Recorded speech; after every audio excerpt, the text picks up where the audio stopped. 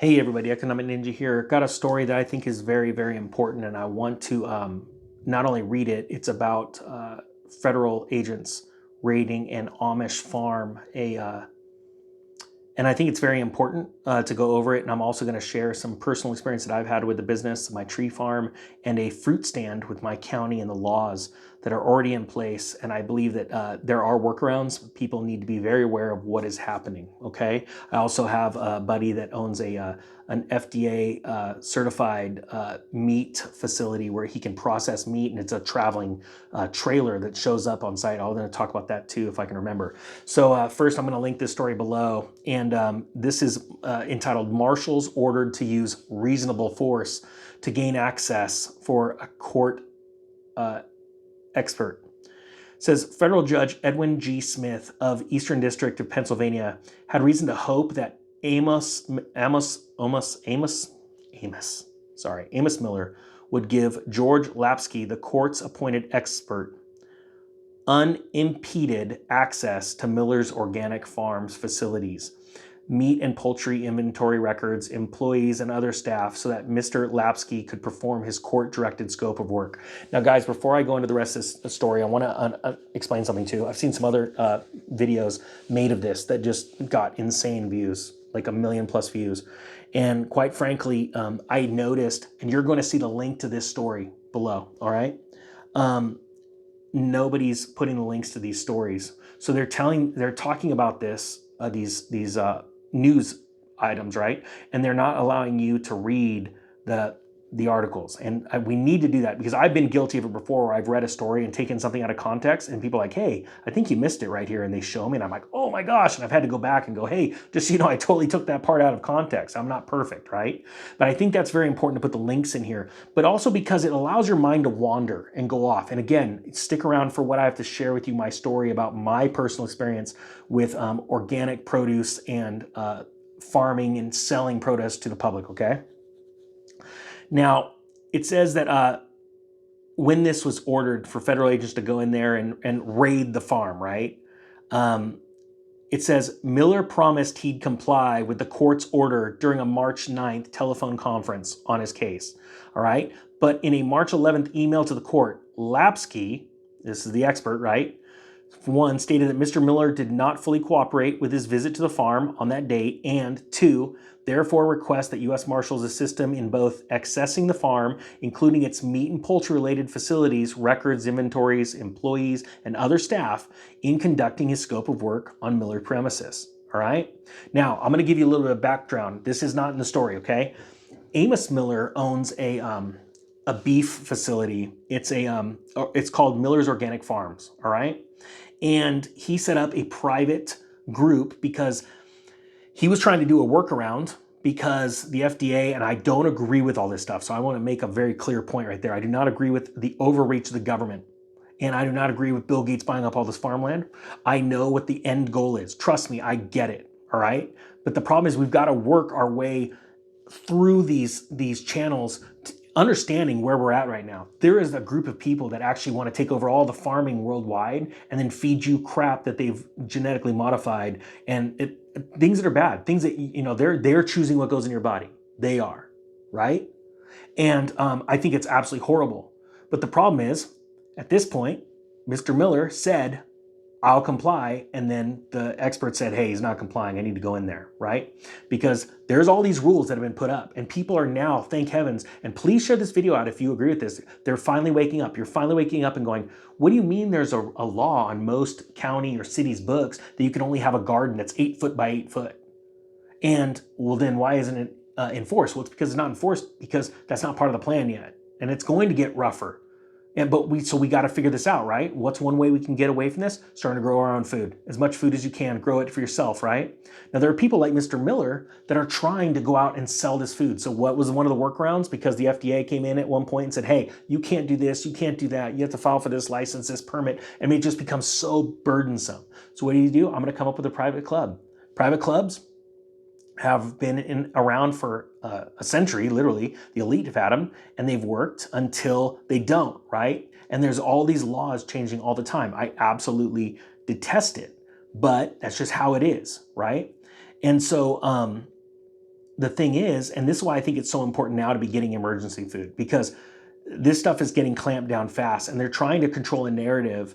And that's why getting videos about this stuff out is important, because they're trying to control the narrative and saying, you know, hey, these farmers are bad. I don't believe that Amos Miller is a bad person. I believe he's great, and I completely support his rights as a human being to be able to grow what he wants to grow and sell what he wants to sell. Let the people decide, right? I mean, shoot, I'm gonna be honest with you right now. There's some substances that they want you to put in your body that you can't even sue if something happens. Oh, because it was under an emergency declaration. But oh, this guy, he's the bad person. Please, I hope you understand this is sarcasm right now. I don't think Mr. Miller's really doing anything wrong. But the problem is the way the laws have been written, he is now. And that's what's scary. And so they raided his property to get all this information. And he is facing fines and possible imprisonment. And that is a really, really sad thing.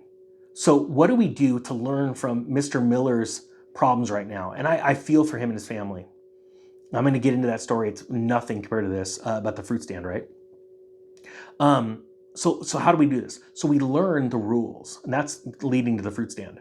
We start to store food right now, because especially before they GMO all this crap, it's good to get healthy food. Learn how to garden. That is so vitally important. If you do not have a garden, you need one. I have a garden. If you want to learn about how to garden in off seasons using a greenhouse, those Harbor Freight greenhouses are amazing. They're cheap. Or just making huts with plastic. There's all kinds of really neat things you can do out there. Learn about aquaponics and hydroponics. They're absolutely amazing technologies. Now let's talk about this story with my business. So I was getting, not only going from a palm tree farm to a fruit tree farm, I also, was growing these fruit trees, and I'm starting to have fruit. And I'm like, man, I'd like to be able to sell this. And what I found was, I actually, at first when I had the palm tree business, the county that I was in tried to stop me. And they actually said, like, well, we can't have, I went and applied for a business license, and they went, well, you can't just sell where you're sitting, because that zone's something different. I'm like, what do you mean? Like, it's agricultural. I'm like, well, I'm growing palm trees. I don't know what to tell you. It's ag. And they said, well, if you build here, if you want to sell on this premises, you will have to build an off-ramp for the city. And they're like, we want you to reroute this sewer line, a couple of power cables, and we want you to build a turn lane, essentially, not an off-ramp, but a turn lane, because it was a really busy intersection in the farm that I was at, the land that I had the trees on. And it was going to cost something like $300,000 down. I'm like, I'm never going to do that. That's insane.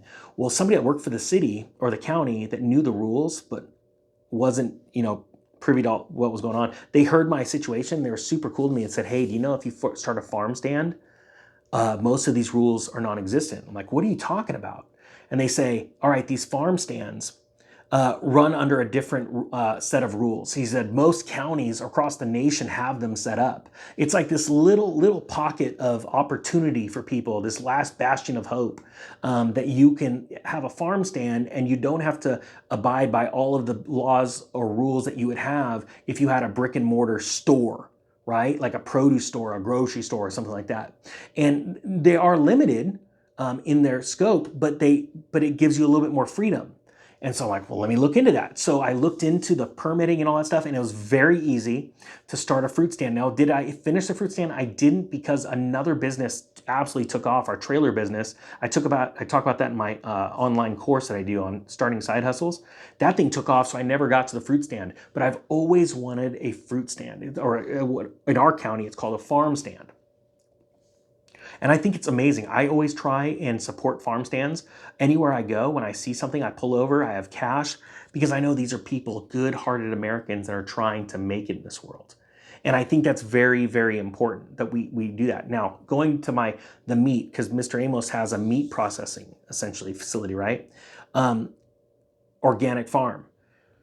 I know somebody that went all through the trouble, and now that it's done, he got it nailed, and he's going to start a business where he produces more of these trailers that are FDA approved, where it shows up on site. So if you have a couple of acres and you have a cow, a steer that you want to get processed, he has the FDA approved facility that pulls up to your property with a trailer. They take care of the animal, they bleed it out, and right there, hook it in a rack, bring it into this trailer, and it's all been certified, and then he packages it up right there, or there's a couple different ways he does it, and then gives it right back to you. And the animal never leaves the premises. that is also an incredible business idea and another way that people can grow their own food if they have like an acre or two. So not only do you have your vegetables from your garden, but you also, and fruits, but you also have your ability to process an animal. You know, you just pay someone to come on your property and do it. And I really, really like that. So I'm going to link this story below. I want people to understand there's laws that are already on the books that we've got to work around. I mean, on my channel, I talk about the bank bail-ins. Those laws are already there. Most people don't even know what they are. And that when a bank collapses, they have the ability to take a certain percentage of your money because of laws that changed, even going back to Bill Clinton, because you are now considered an unsecured investor in the bank. This is very scary stuff. So we need to realize these laws. I'm going to link this story below. I'm going to follow this a little bit more closely too. And I appreciate everybody that shared the video and hit the thumbs up. And to all the new subscribers that have hit the channel, welcome to all of you guys that have been with me from the beginning. This has been a wild ride. I thank you so much for your continued support. You guys are awesome. With that being said, the Economic Ninja is out.